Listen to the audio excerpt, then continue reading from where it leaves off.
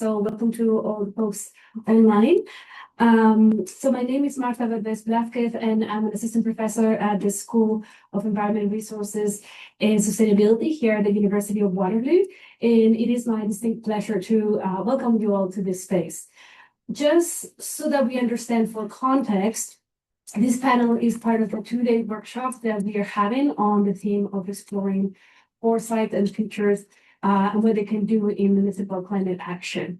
And so what we're trying to do with this, and so we have brought this panel, this group of panelists, and we thought, well, it's such a strong group that we thought of opening it up to the broader community. And just so that you know how this talk is organized, one of the, we know that futures, it has become a little bit of a buzzword. And so we're trying to do this two-day workshop to clarify some of the ways and some of the approaches in which we use futures in climate action. And so the three speakers are going to talk about different approaches. We're going to be talking about forecasting, which is usually what we do when we're trying to identify what's the most probable, the most likely future. But we also do sometimes futures in an exploratory way, which we don't care about what's most probable, but we want to figure out what might be events that are a low probability but high impact. And then sometimes we do futures in transformative ways to sort of not just think about what could happen, but what we really want to happen. And that helps us to intervene in the present. So that is by way of context. Without further ado, I want to introduce our first speaker, who is Professor Elizabeth Cobb. She's a researcher at Carey Institute of Ecosystem Studies and a professor in environmental science at Barnard College of Columbia University in New York. She's an urban ecosystem scientist with interdisciplinary expertise in social and natural sciences, including ecology, cultural geography, and sustainability sciences. I have collaborated with Elizabeth for almost a decade now. And that was through the Urban Resilience to Extreme Sustainability Research Network. She currently has focused a lot of her work in New York, where she has led workshops on the New York climate adaptation scenarios for 2100, and she's a lead author of the New York City panel on climate change. As well, she's a co-lead of Natura, which is a global network of networks to advance the implementation of nature-based solutions in cities worldwide. So, Elizabeth? Oops.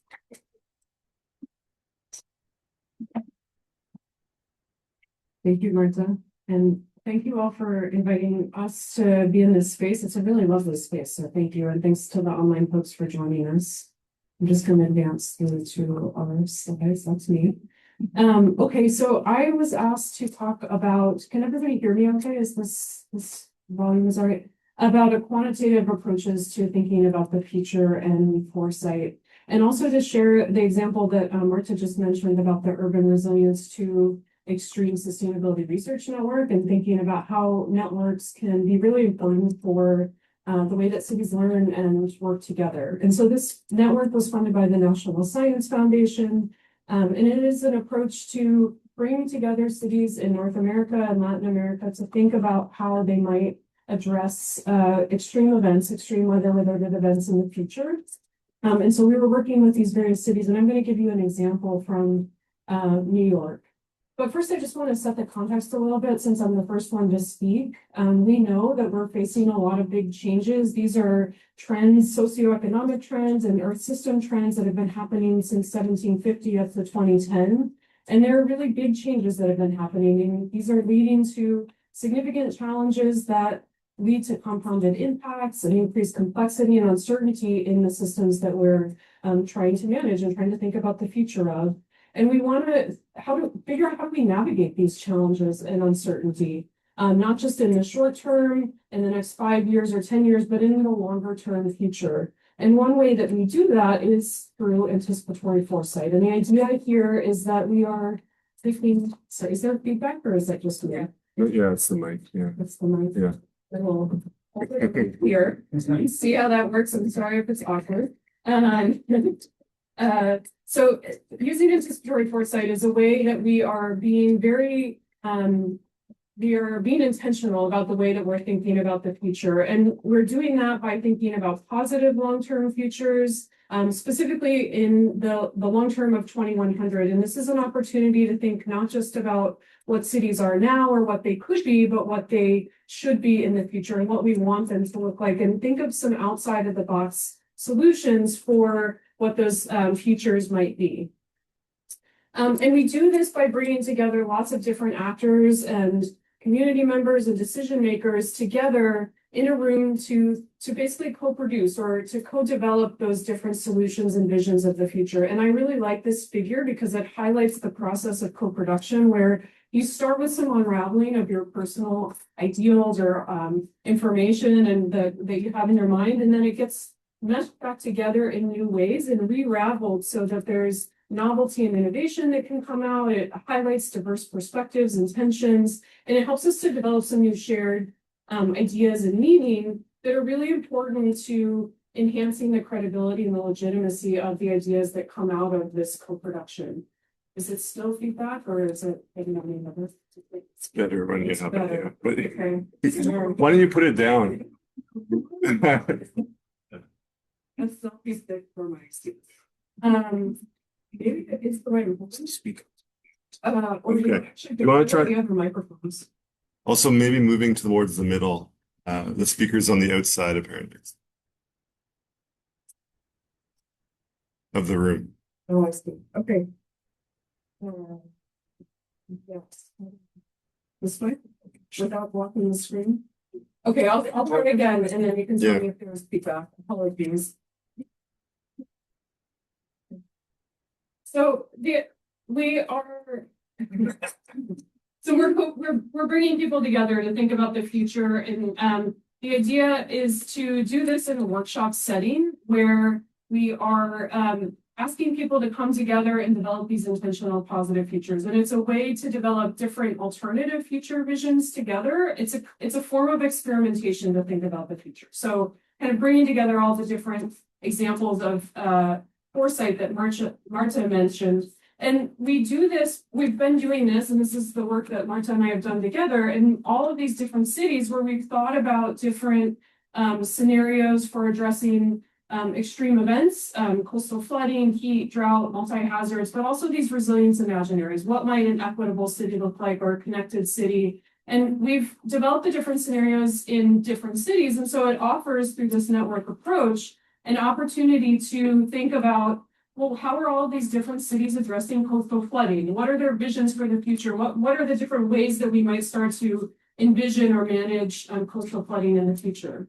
The example I'm going to give today, though, is from just one city. I'm going to focus on New York because, as Marta mentioned, we have done some visioning there with different stakeholders through 5 different workshops where we brought together 24 different city, state, and federal agencies to develop 6 long-term visions of New York City in 2100. And these visions were really focused on addressing climate resilience in the future. And the one I'm going to focus on today is rising temperatures and extreme heat, but we had these other visions as well that we were working with and developing together.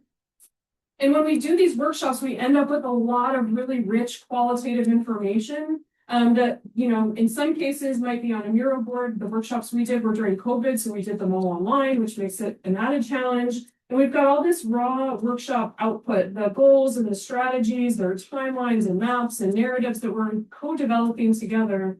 And what we do after the workshops or in between the workshops is we take that information and we try to synthesize it so that we can start to think about what are the outcomes and trade-offs if we were to actually implement some of those visions and see them through. So, of course, we develop a synthesis report that we're sharing with our practitioners and our people who are participating, but we're also using land use, land cover models that then we can use to assess future heat and flooding and what the potential impacts are. And that's the example I'm going to give you today. But just to highlight, we also have qualitative assessments of the scenarios, and we develop visualizations and narratives to try to make them more tangible.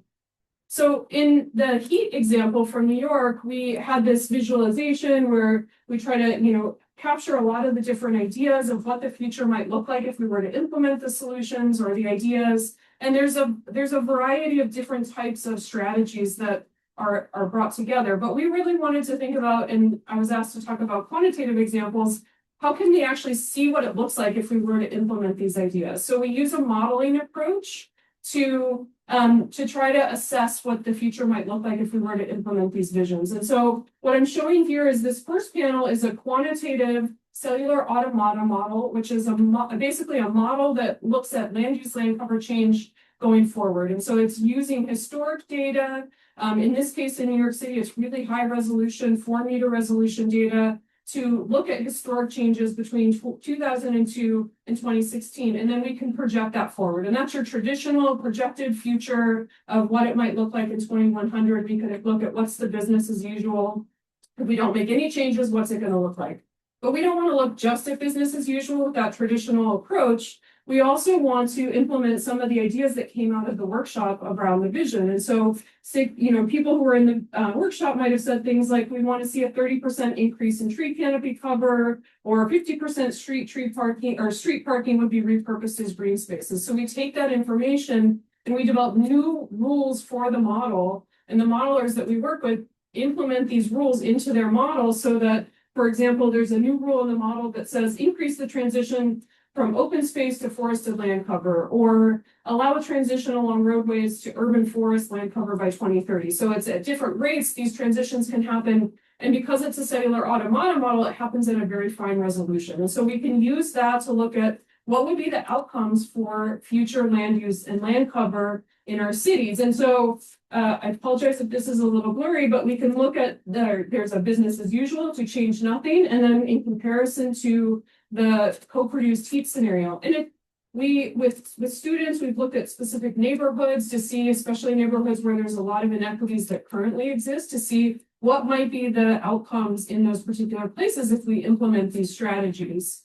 But we wanted to do more than that. So we also then add on another set of modeling techniques where we're looking at different ecosystem services, or looking at the benefits of the environmental changes that might happen. And in this case, we're looking at future heat potential, the potential to reduce heat, and the potential to reduce flooding. And just as one example that I'll give you is that here is the business as usual approach, and then we also have the co-produced heat resilience approach. And on the top, it's showing the potential to reduce flooding. In the blue or the darker blue colors, there's more potential to reduce flooding. It doesn't look like there's necessarily a lot of change there, but when we look at the potential to reduce heat, these lighter colors are cooler environments. And so there is a real potential to reduce heat in these scenarios. And when we do some statistical analyses and look at the specific neighborhoods that I showed before, we find that the business as usual approach is going to reinforce the existing inequities.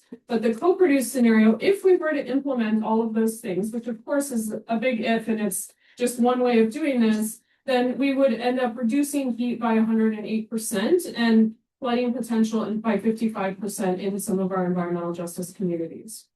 So this is just one very quick example to show you a complementary approach to these traditional projections, thinking about assessments, how we can assess the complex system, and really incorporating these kind of different methods of forecasting with the quantitative approach. And I will stop there.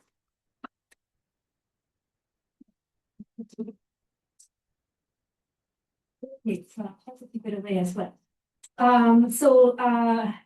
Thanks for walking us through all the nuts and bolts of the modeling. Thank you. So next up we have Helen Kerr, who is a consultant and co-founder of Kerr Smith Design and a professor at Oakland University, and also the practitioner in residence in the Master of Future Cities program here at the University of Waterloo. She has a background in industrial design. She leads a research-driven foresight and innovation company in Toronto, and has been principal investigator for foresight projects in the public, private, and social purpose sectors, leading or co-leading participatory and co-creative processes involving enterprise-wide engagement.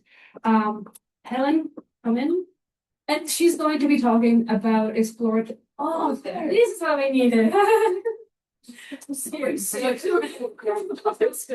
Or it doesn't make sense, right? Potato.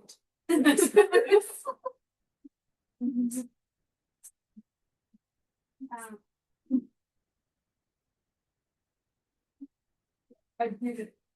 Oh, okay. Can you hear it? Yeah. Yeah. And now you can't see. So I'll do hand cuts or something. Okay. So Marta asked me if I could talk about exploratory futures. That's the work that I do on a daily basis. But I wanted to put a little tiny spin on it and say, how can we think about future cities in what I call post-normal times? And post-normal times is actually, it's like a technical term in the Foresight community. This morning, Marta asked, like, how can we think in another way in such a moment of intense and extreme everything? And that maybe is the definition of post-normal times, when the ways that we used to do things no longer are fit for purpose. So our social structures don't seem to work anymore. Our political structures, maybe they're not working exactly the way we want them to anymore. And our economic systems are starting to fall apart. And so all of those things are happening at the same time, and it requires us to think entirely in new ways. And so when the Prime Minister spoke at Davos, and he talked about the fact that we're in the midst of rupture, not transition, that kind of resonated for me, because that's what I've been talking to people about for the last 15 years, is that we're starting to experience that. My work is with cities all over the world, and what I do is try and help them get ready for the changes that are coming. And so when we think about the future, we don't think necessarily, as was said before, about what will be. We want to think about what could be. And so our work is to produce plausible, possible futures. And so I always say that comes in two flavors. The first flavor is a normative future. And what that means is a vision of the future that we desire or what we can expect, right? So we all want a future that is where we want to get to ultimately. And as I travel all over the place to cities small and huge, everybody says the same thing. They want safe, happy, prosperous, and healthy places. But they may not always be able to get that. And so if they can't have that, what they want is a level of certainty about where they're going to get to. And so at the beginning of any Foresight project, before we do exploratory work, we always begin with trying to understand what people's ambition of the future might be. So talk about what's not working in the present, and then ask them to envision their preferred future. And we use that information really intentionally to build objectives that people can then measure their exploratory futures against. And so we go through a process. It's really detailed. This is from work that we did in the state of Michigan. We went all around the state and we met people in Flint, in Detroit, in Grand Rapids, in Ann Arbor, very different cities. At a moment of really extreme tension and economic uncertainty. So before this current moment of economic uncertainty, just saying, and asked them to talk about what their hopes were. And they were remarkably different. And so you might be surprised that in a city like Flint that having experienced incredible sort of desecration of their physical environment and the built environment, they were the most positive about change and really had a hopeful intention about the future. And even Detroit, they were a bit bored about the whole thing because it seems they'd already talked about their future. And the people that were the least optimistic about the future were the ones that had the most reason to be optimistic, and those were in Ann Arbor. It was a prosperous city, lots of universities, but their ambition and their reality didn't seem to coincide. And so that was really important if you're trying to set objectives about how you understand how you're going to unfold a future, is to be thinking about that gap. So that's the first work that we do. And so when you're gathering perspective on change with people, we ask people to do a couple of things. So the first is to open clear and honest conversations. And so to establish trust with the community that's trying to tell you where they want to get to. And the second step is to do things using a step-by-step approach. And the reason for that is to do this work takes time. And so most municipalities, what I hear most often is people say they don't have time and they don't have money. But by missing the intentionality about that and doing things in a way that brings people along, means that we can't get any of the big long-term planning done. And the third thing is to synthesize the information that you gather to determine objectives. So that's the first thing that we do. The next thing that we do is we begin the process of exploratory futures, which is imagining alternatives of what might occur, whether you want it or not. And that's really important because if you think back, nobody wanted this today. If you listen to the news today, nobody really was asking for that today. We didn't ask for COVID. We didn't ask for all the things that have been happening, but they happened to us anyway. And so if we're not prepared for those possibilities, we can't respond effectively. So when we create futures, we do it using a whole series of skills. We gather information about what's changing. We produce narratives about possible futures, and then we illustrate them in really compelling ways that really sometimes shock people, but actually allow them to insert themselves in the possibility of the future. And so this is for the city of Vancouver, where we developed, this is a growth scenario, which is full of drones doing everything, and also high levels of inequality, and what would that look like for the city, versus a collapse scenario, which looks terrible, but actually when we analyzed it, maybe was an opportunity to make important change. And so by creating those compelling future narratives and using imagery and sometimes immersive environments, it actually allows people to make sense of those possibilities, to really insert themselves in the possibility and believe that they could be true. So in this case, we actually produced 5 scenarios of growth, transformation, restraint, meaning living with limits intentionally, suppression, living with limits because someone told you you had to, maybe by force, and collapse where everything was on the edge. And we found that that was a really instructive way to get people past typical planning procedures and actually consider alternative futures. We actually create timelines of change. So how could that happen over time? What are the pieces of the puzzle that systemically might convince you that that is actually possible? And so in this case, we talked about the different growing, this was a suppression future, but what would it actually look like on the ground for people? And then we workshop it and ask people to give us creative response to the information that we provide. And then finally, we how to process the information step by step. So you want to explore emerging issues and trends co-creatively. So if you're working with a municipality, you don't just do it alone in your offices. You can go out to the public and get them involved in that work.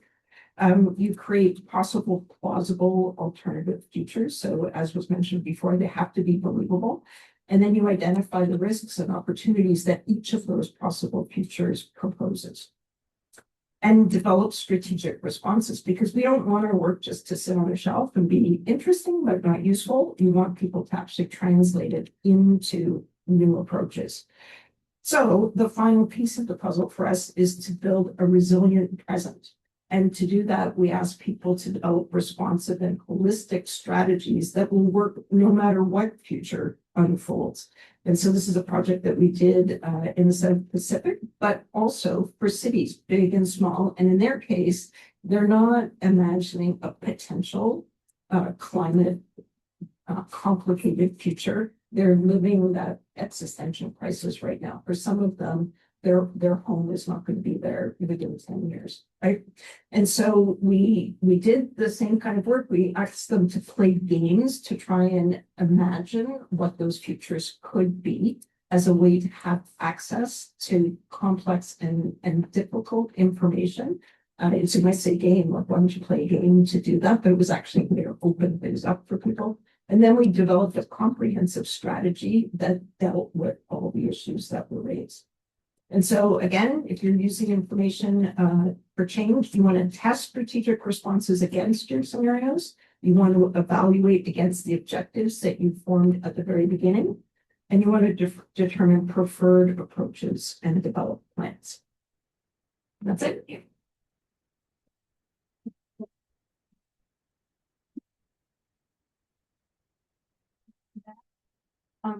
Forgot also to mention that Helen and I teach the Masters of Future Studies, and it's such a joy to co-lead with Helen. So, and again, our last speaker is Professor Lauren Whittaker-Keeler, who is an associate professor at the School for the Future of Innovation Society at Arizona State University. So the two of us are hired at the same time, and again. Good friend, good colleague. She serves as a director of the Just Energy Transition Center and is the interim director of the Center for the Study of Futures within ASU's Global Futures Laboratory. So Lauren works with governments, corporations, utilities, and communities to understand how renewable energy, decarbonization, and climate action impact people's lives, and how development in these areas can foreground community aspirations and principles of justice and equity. And I asked her to talk about transformational approaches to futuring.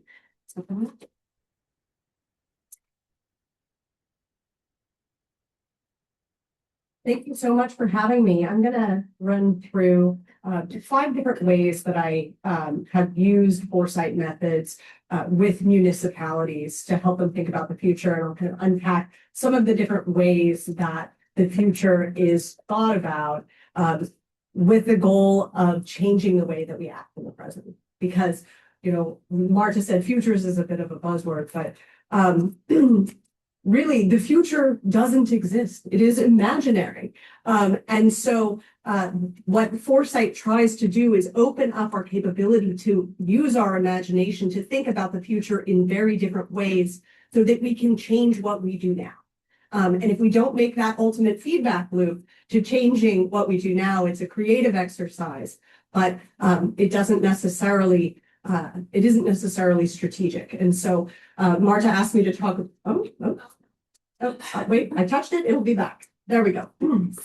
Transformational approaches to futures and foresight. So to unpack that a little bit, a lot of my work focuses on capacity building and different kinds of organizations for thinking about the future. How do we train ourselves and others to be better at thinking about the future so we can make better decisions? So I call this visioning and foresight, capacity building for climate resilience. The first approach that I'll talk about was an approach I created almost 10 years ago called Future Shocks and City Resilience. And the purpose of Future Shocks and City Resilience was to attack something that municipalities are dealing with on a regular basis. And this is this intersection of chronic and acute challenges. So chronic challenges might be homelessness, walkability, affordability, acute challenges. This one says pandemic flu. This was in 2016, right? So how is it that the way that we deal with our chronic challenges may prepare us for or make us more vulnerable to these acute challenges? Pandemic flu is one, but a heat wave was another, water contamination event was another. And so the purpose of this, from a capacity building standpoint, was one, to reveal across verticals within municipalities how those different departments are thinking about these chronic challenges, their level of preparedness for acute challenges, and how resources and knowledge might be shared across those verticals in new ways so that these municipalities could adapt in the event of these acute stressors like pandemic flus. So we use thinking about shocks and asset inventories of municipalities to come up with new ways to think about how we plan for and respond to disruptions.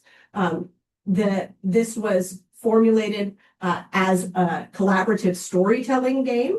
I've got one more game that I'll present on here that was also a collaborative storytelling game. But the way that it concludes is for those that are playing to tell a story about a shock that comes to the city from the perspective of the departments that are involved. They reveal how, sorry, I'm not touching this. They reveal how that shock affects their departments and the assets that those departments have at their disposal to respond. And then they narrate out how that response takes place, what it gives back to the city, and how the city recovers, inventorying what they have and what they need to build in order to respond to these different kinds of future shocks. The second collaborative storytelling game approach to thinking about the future that we created in my lab is called Audacity. Audacity is about helping municipalities set and achieve transformational sustainability goals. One of the things that I observed, and this is a foreshadowing of a future question Marta is going to ask me, I observed is that many of our city partners were challenged in really taking to heart very transformational goals, right? Goals that fundamentally changed the way that their cities operated. And so Audacity is a collaborative backcasting game where we begin with a transformed future. So cities pick among a set of transformational sustainability goals. And then the game unfolds where they are at an award ceremony 25 years in the future, where their city has been awarded an international recognition for achieving this goal. And from there, they unpack the way that their city was transformed, looking at the different ways that cities provide services, the systems that underpin those services, and how those were transformed. And then what we call transformative actions, the kinds of investments, infrastructure changes that cities would have to make in order to achieve those goals. And then we connected them to the kinds of actions that the city administrators that were engaging in these games could take today. One of the things that we heard a lot as we were doing interviews with city administrators to create these games is, well, you know, I have this narrow mandate, right? I have these things that I'm supposed to do. They are part of my job description. They're in response to a set of priorities that are set forth by council. And so I have to follow them.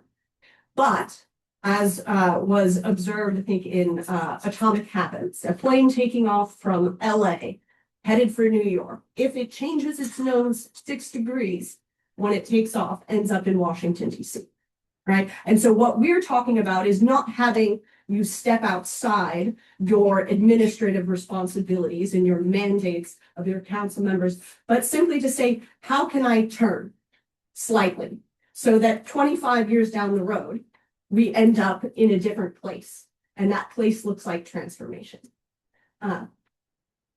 Running out of time. So another way that Foresight is used is just visioning. I run a center called the Just Energy Transition Center at ASU, where we work with communities mostly where coal assets are coming offline. So we have a lot of coal plants that are closing. These coal plants are the economic backbone of communities. And so our center comes in, we often have to explain the nature of the energy transition, that these coal plants are closing, when they're closing, and the economic impacts that that could have. And I was asked during lunch what that's like. I have to say it's a little bit like a live action role play of a Facebook comment section. But because there's the economic consequences of coal closures are devastating. But these visioning workshops are meant to say, to open up the idea space, to say, yes, we are responding to a future that we don't have a lot of control over. I don't control energy prices. The utility doesn't make decisions that takes into account what is going to happen to my community. But what do I have control over? So we begin with asset inventories. Anytime we're thinking about the future of the community, I always recommend starting by asking the question, what do you love about this place? Because we want to make sure that as we move into a future and things are changing, that we have a focus on the things that underpin the identity of a place. And then we ask, what would you like to change? Then we do asset inventories. What do you have at your disposal to help preserve your community? What do you need to seek in partnership from other places, from outside experts in order to build the future that you want? And finally, where do you want to go? And we work with communities, we do public engagements for municipal governments, and we package those into strategies. And then oftentimes, because these are smaller communities, take steps to connect those communities with the resources that they need to augment their assets and realize their visions. One of the ways that communities, the communities that we work with, municipalities, this is actually the state of California here,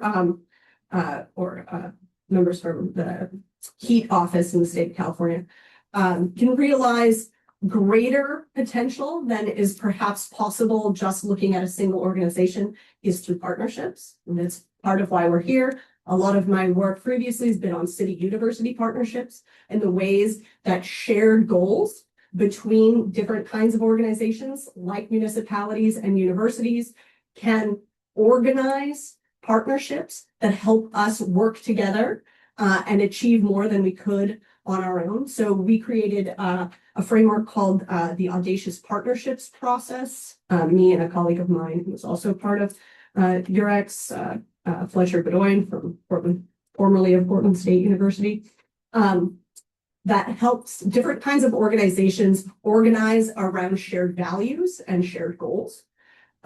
So identifying, what are transformational goals that we are both working towards? What do we care about as organizations, and how can we make strategic investments in terms of personnel, in terms of time, in terms of processes, so that we can better organize our collaboration and do more to achieve those goals. And then I just wanted to throw this in because this was a super unique program that I got to be a part of. It's actually run by the Dubai Future Foundation. They run it for their government, but they also run programs for governments around the world.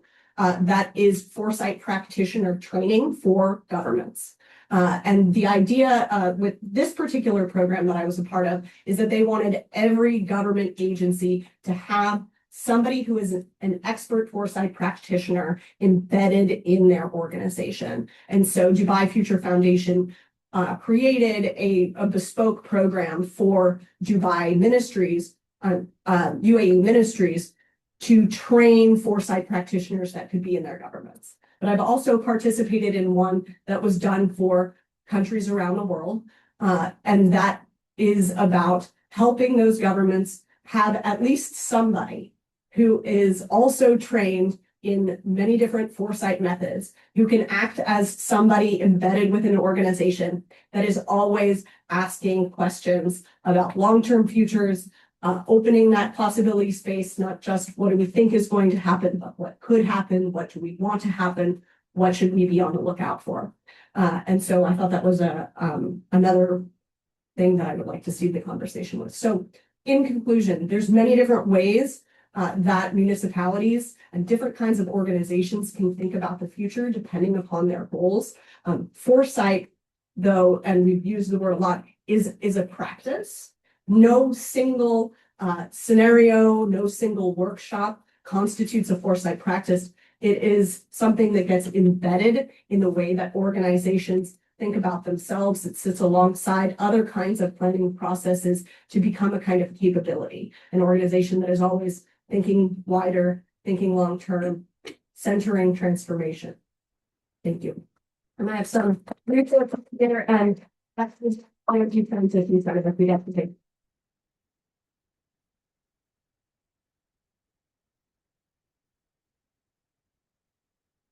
So, thank you to all three.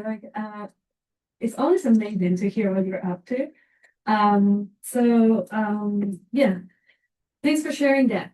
So, we have now time. We have about 20 minutes for Q&A. So I have a couple of questions that I shared with the panelists, and so I'll start, but I'm very happy to switch to the audience. So, yeah.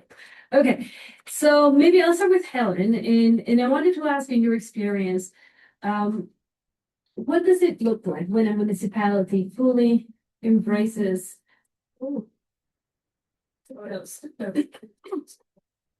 Oh, I turned it off. Maybe then I don't turn it on just when yet. she turns that off. I'll turn Yeah, this. like this shouldn't be. I mean, this is very, very sensitive. Anyhow, I do want to know, like, from your experience, what does it look like when municipalities fully embrace approaches that feature futures and foresight? I'm going to turn mine off. I don't know how to turn mine off. Oh, yes, I know. You may insert yourself. Does that work? Oh. Okay, so often municipalities do not embrace it. Okay. So I think that municipalities generally are at the forefront of dealing with climate issues that happens on the ground in real life in municipalities. And they often are behind other levels of government in terms of consuming futures thinking. And part of the reason is that they're dealing with the ongoing immediate urgent situations. It costs a lot of time and it costs a lot of money, and often we're not able to find that work. But when they do, it is pretty transformational. And so what happens, I find, is generally they're able to break down silos between different parts of government and consider issues like climate issues as holistic problems. They're able to embrace innovation because they've already made the leap to think about possible futures. So their minds are open to be able to think about, oh, maybe there could be entirely new approaches to dealing with things. And I think just generally, they're able to have that conversation between residents and the internal population of a city government in a way that's less transactional and more meaningful because it has to be a dialogue. And I'm going to say just as a plug, that the people from the city of Kitchener here, and I've been part of watching the city of Kitchener try and gaining capacity internally. And I think it's really making a difference, right? Bit by bit, it's hard work. It's really, really hard work, but the transformation. So.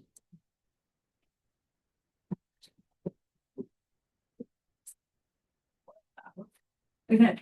So, and maybe this follows, is it on? Okay. Just following on that, which I think is a great answer. So I wanted to maybe invite Lauren, maybe to answer a little bit of the same, because I think that you're also working in similar space. Like what does it look like when cities embrace foresight? But also just maybe lean more into the capacity building, like what are the opportunities, what are the challenges that you have seen in your work?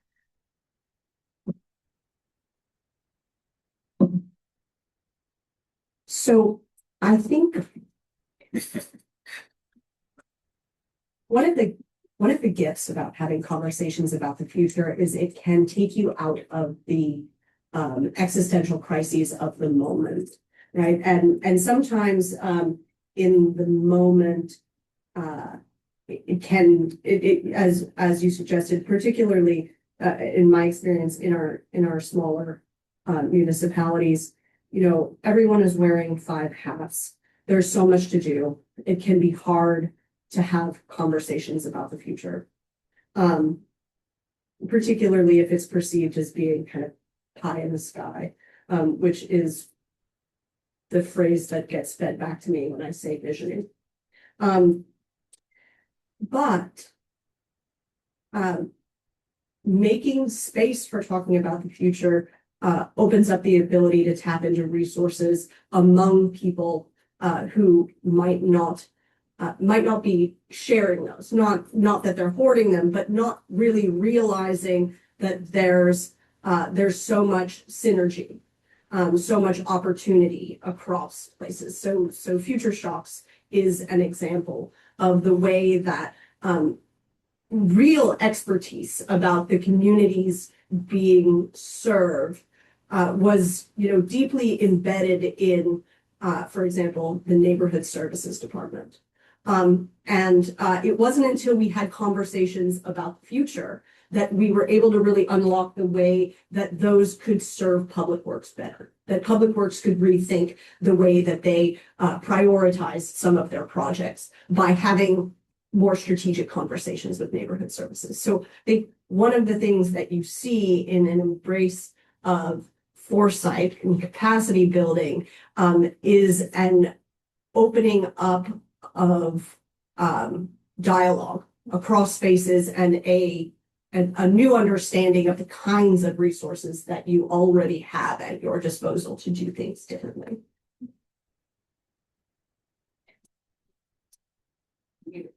Okay, thanks. And I see, like both of you are pointing to this breaking down of silos, further integration. And I think that that's interesting. You're talking really at the city level, and I wanted to offer Elizabeth an opportunity to talk about, you know, you're looking to work with networks of cities. So that brings it to a different sort of a different stage or a different level. So I was wondering if you wanted to reflect about that perspective. Like what did you gain, what did you lose when you get into the network level? Can you all hear me? So I just want to second the points that you all have made. I think it's really important in the work that all the examples that all of us shared today are bringing together people from different sectors and often working in silos into the same room to think about the future. And in my experience and the experience that Marta and I have had together working with some of these cities and municipalities is that one of the biggest benefits of this process is being in the room together and having an opportunity to speak with their colleagues who are working in other sectors of government or other communities that they may not otherwise have an opportunity to have those conversations. And so they're building the connections, they're building the working relationships, which then actually makes a pathway for implementing some of the ideas that get generated in these spaces. So within the city framework, I think that is really important. So just to echo that. And then in a network approach and thinking across cities, I think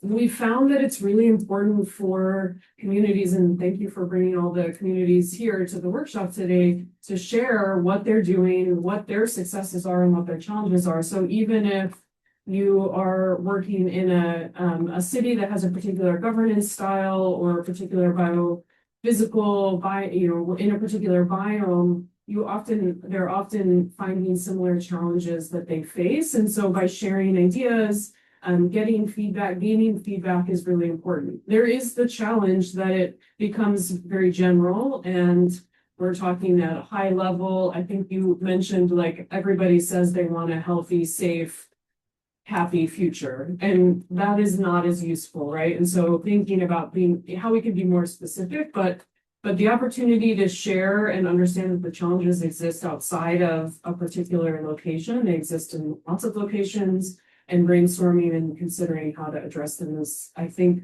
been helpful in the network approach. And just to say that everybody brings diverse perspectives. So having, again, those conversations together has been really helpful.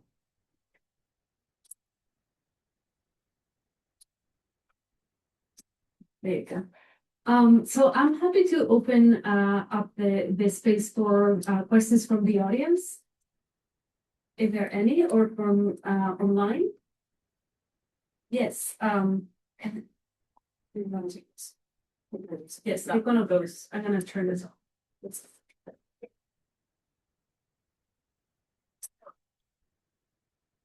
Stephanie, maybe you should hold it just First of all, thank you for the talk. And this is, Can you hear me? Yeah. Oh, okay, great. thank you all for the talk. And this is it's not directed to, the question's not directed to any one particular person, so anyone can answer it. I was just curious, in your work with, municipalities and communities, are there any particular municipalities or ideas for the future that have really stood out to you, in terms of like what they're envisioning or what they're willing to put into place to make that future come true? Just curious.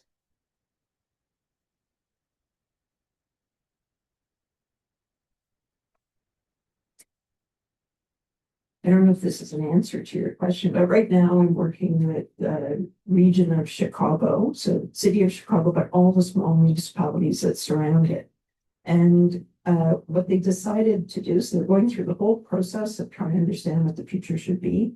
And they're taking a very long-term view. So they want a 2065 vision for the future. And what they're going to do is they're going to formulate grand challenges to spur innovation and investment across both the public and the private sector to try and really grow the imagination of all the residents of the area. I think that's a pretty inspiring approach, is to establish these kind of big research ideas that are it's like, can we go to the moon? And instead they want to say, can we have clean water for everybody everywhere? And how will we achieve that? And so I think that's a pretty brave and inspiring approach. So this isn't a particular image of the future, but rather an approach that I have really found successful. It's not my own. It's a community-based organization that we've done a lot of work with. They work in some of the low-income Latino communities in Phoenix, and they started out focused their executive directors very concerned about climate change. They spend a lot of time having conversations in these communities where the executive director lives about impacts of climate change, extreme heat, and those have been successful as far as getting a conversation about climate change and then climate action at the city level to these communities. But what was the most successful strategy is she then identified a group of healthcare workers, female healthcare workers in these communities that were super committed to the health of their communities and super concerned about it. And it took this sort of global idea of climate change and it grounded it in, we're really concerned in particular about asthma. Our kids have the highest rates of asthma in the city. And we're going to go out and we're going to have conversations with everyone about why decarbonization, why changing the transit system really matters for health.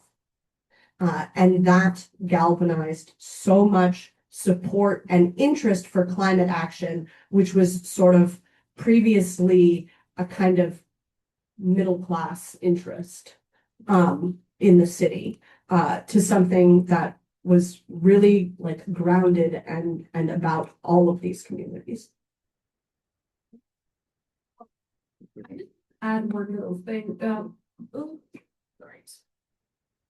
So some of the work that we've done, it has been, one of the benefits of the network level is that you get visions from, say, 9 cities. So we actually analyze like 45 different visions, right? And there were things that were emerging, and I can't remember all of them. We're writing a paper about this.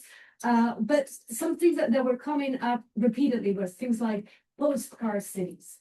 And this is like, we did work in Phoenix, which is a very car-centric type of city.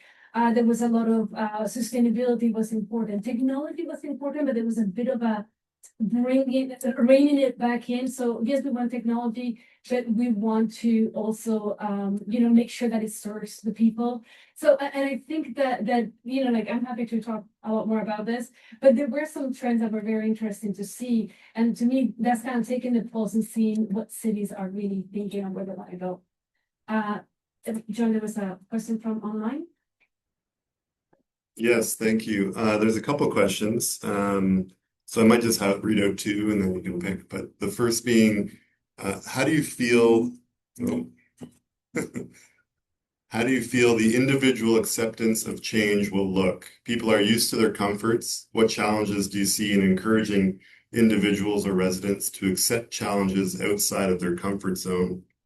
And then a separate one around the biggest challenges cities face in translating longer-term foresight vision into shorter-term action plans and strategies, especially given political governance changes in a democracy.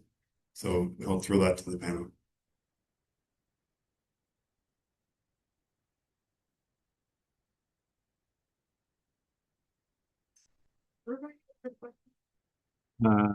Residents' comfort, how do you get them outside of that? So I'll go to the visioning local communities work briefly to say that those are communities where we see resistance to changes in the energy infrastructure. And that's because those communities feel really acutely those changes. You know, as a vegetarian who drives an electric car and rides my bike to work when I can firmly say that I have sacrificed nothing for the energy transition, right? But the sacrifices that those communities make are often great. And so I think we do need to appreciate that not everybody, just like not everybody bears the impact of climate change the same, not everybody bears the brunt of the climate transition the same, and understanding that and attending to it without kowtowing to special interests, I think is important. But to drill down into those communities, we have such interesting conversations because these communities are largely led by community elders. A lot of what we hear at the outset of meetings that are led by council members or the mayor are about preservation, right? And I mean, part of that is the framing, but there's like this idea of this community is this, and we're so afraid that we're going to lose this. And in these small rural communities, we're already losing our youth. They're going to cities. There isn't the same opportunity here. And now we're going to lose our plant and there won't be any jobs. When we open up the space for more input or input from some of the youth that are still there, we see a desire for change. And so part of grappling with, let's say a fixed mindset or an idea that there is one community identity that has to be preserved or all is lost, is to bring that into conversation with the other voices that already exist that see change, that want change, and to facilitate a kind of co-development among those voices of, say, a third way, you know, where things are preserved and there is still room for new growth.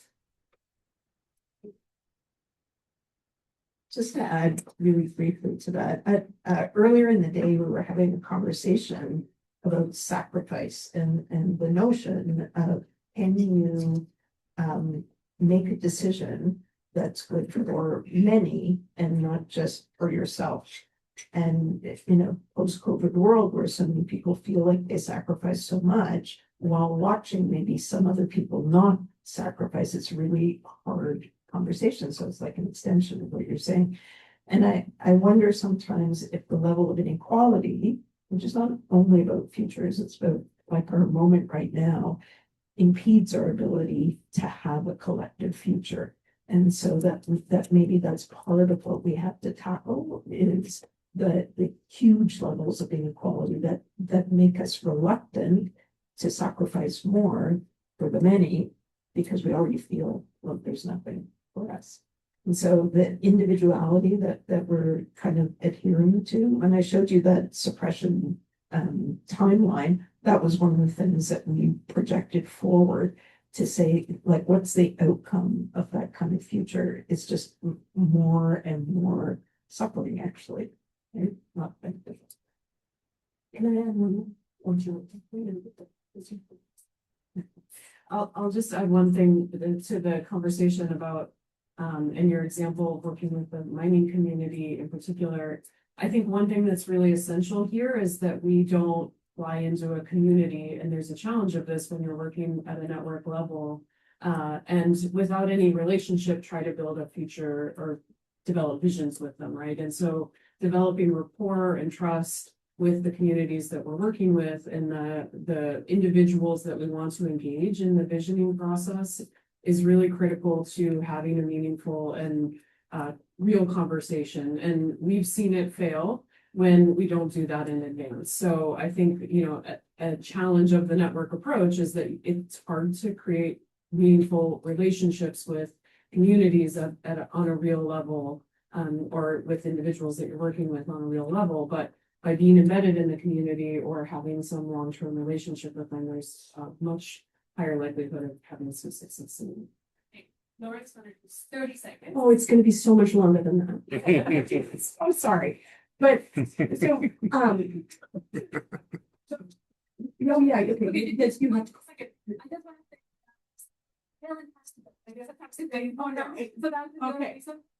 you so much. But what I like to give sci-fi, so hopefully you have copyright this. Okay, you should all read Infomocracy. Yeah, yes, and there's something from.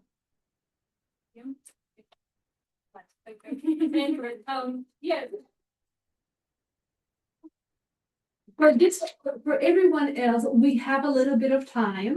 And in fact, Lauren and Elizabeth can stay here for a few, like, you know, we have 10 more minutes. So if you want to stick around, I welcome you to talk to them. For the people online, maybe we can close it because it's 1 o'clock. But if you want to kind of like stick around and talk, and of course, yes, please, Lauren, give us your extended 30 seconds. Yeah, so sorry. No, that was good. I'm sorry. I'm sorry if it was wrong. So for the folks that were in the workshop this morning, you know, Marta showed the futures, what's it called? Not the triangle, but the not the cone, it was a square, the diamond. I'm sorry, I forgot my shapes. It was some sort, yes, the futures diamond. And at the top there is creativity. And I think that we have the kind of reflex, particularly in, you know, municipal settings or with utilities, where you're shepherds of the public dollar or the public trust or the provider of essential services, to revert to certainties, right? And to head more towards the quantitative end of that diamond. But you know, one of the coolest things that I've seen in my work with coal communities was a community in Montana that had a mine closing.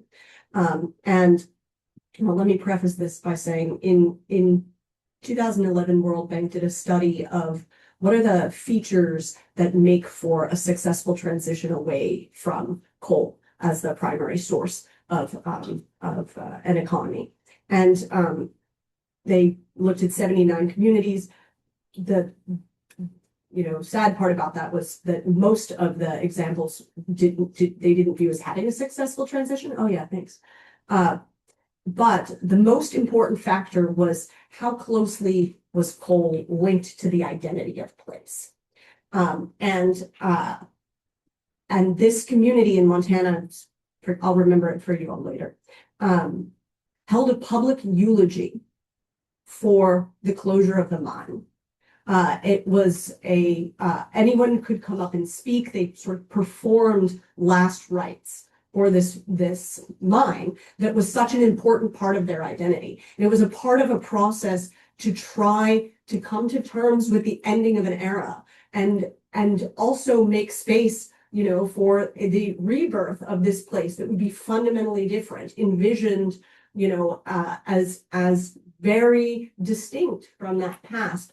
And so, you know, I said earlier, the future is imaginary, but this imagination can be really powerful. And so while the reflex is to focus on the possible, to lean towards the quantitative, there are opportunities in the creative, in performance, to open up the possibility space and help us mourn what is lost when we transition, as well as celebrate what is possible. And that brings the idea that yeah, like we need to figure out winners and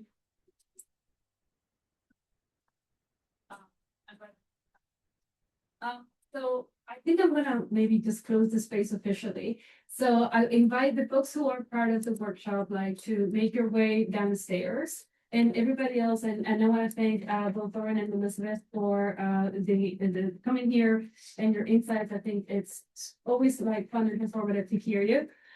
So yeah, if you give them a round of applause.